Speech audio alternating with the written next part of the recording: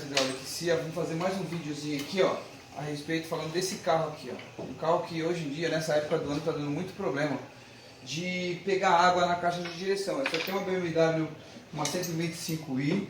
Ela usa uma caixa LK, carroceria F20, tá? Vou mostrar para vocês aqui, ó.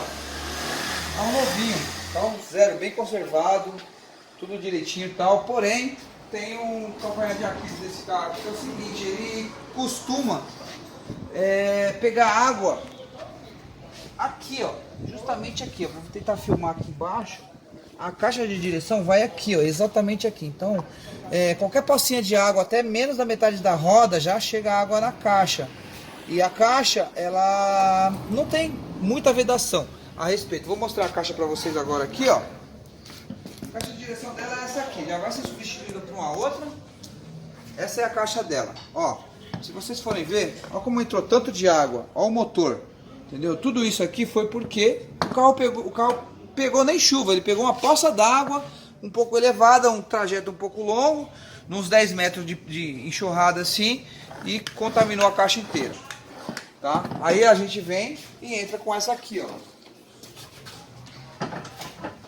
Aqui na bomba elétrica hidráulica, a gente já tem uma revisada, vai entrar somente com outro motor aqui, e aí coloca lá, faz todas as codificações, e aí fica tudo certo, tá bom, galera? Precisar da gente aí é só dar um toque, pegar o telefone, endereço, vai ficar tudo no final do vídeo lá, e aí a gente já consegue resolver esse tipo de problema, beleza? Dá uma seguida no canal lá, toca o sininho lá e acompanha a gente aí para receber os vídeos novos aí. Obrigado, valeu!